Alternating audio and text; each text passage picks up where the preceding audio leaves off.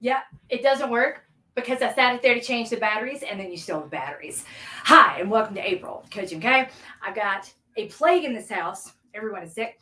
And I'm going to try to do this, everyone except for HRH, of course. So I'm going to go try to get through this as expediently as possible, and I'm probably going to leave a whole bunch of stuff out.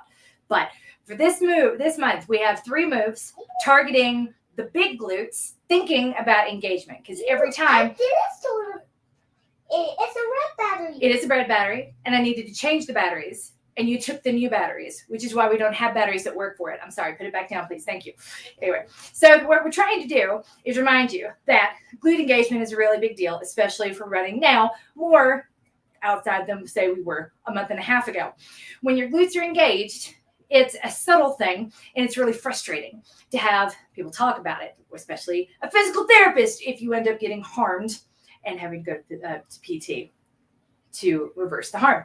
So one of the ways that it's easy to demonstrate this is getting into and out of a chair. Whenever, and you'll see where I'm going with this in a minute.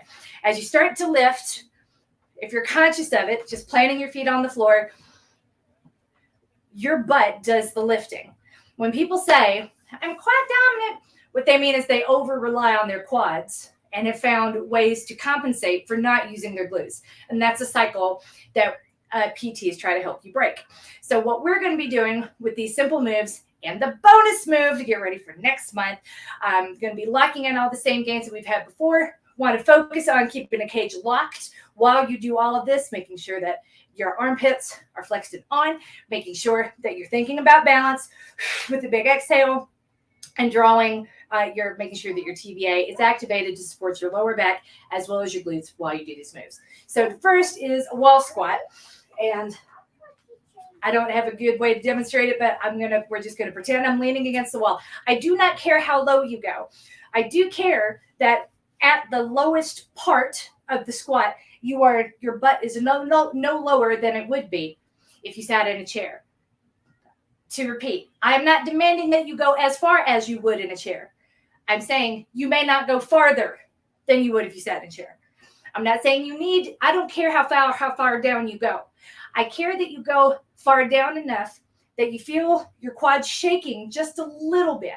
With this, it doesn't need to be impossible to hold. If it's too hard to hold, then you're not going to get anything out of the move, right? We want to stretch a little bit, not too much. And by stretching a little bit, we're going to be holding this for a period of time. So find something that you can uncomfortably manage for a full minute. And if you are basically sitting in a chair and managing it easily for a minute, reach out to me and I will give you the upgrade or the harder move from there. But effectively making sure that while you do it, you're cognizant of your armpits being on and that you're pressing the small of your back against the wall once in a while to check that you're still using your TVA and that you're not holding your breath. Okay, that's with the wall squat. When I say the seated chair bounce, we're going to be doing exactly what I tried to poorly demonstrate a minute ago.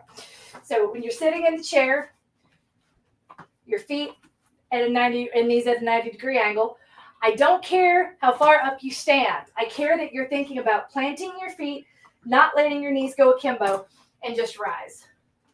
This one, I kind of want you to go lower. Not too low. At a 90-degree angle is perfect. But you're really going to push yourself up, lifting out of that chair with your butt.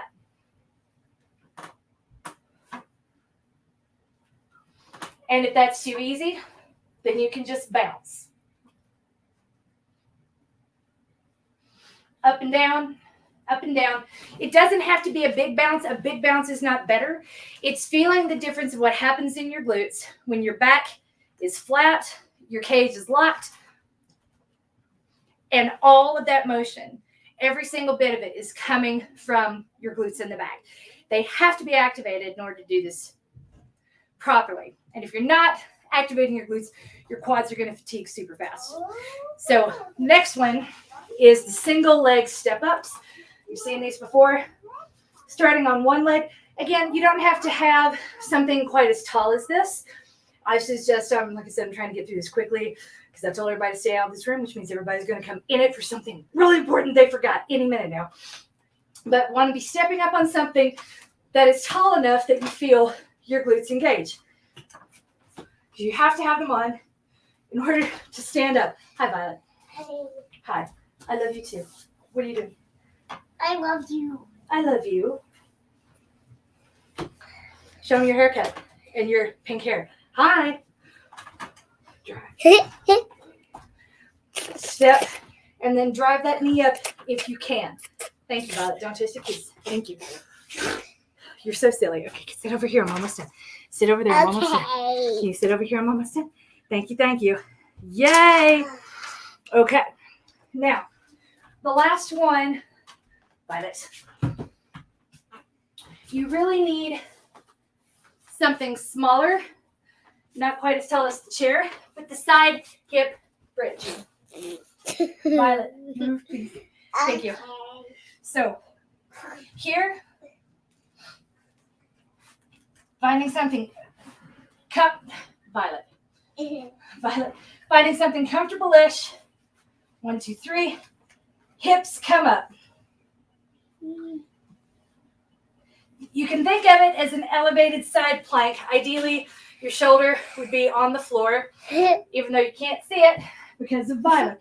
But you start on the floor, then lift the hip and hold it here. Okay. That was probably the least helpful video I've ever recorded. I'll come back and try to do this again later. I just wanted to get this up before the month changes. You're coached. You're loved. It's April, fool. Right? Let's keep winning at life. Don't shut it. Don't shut it. Are you trying to get them to look at you? Yeah. Yeah.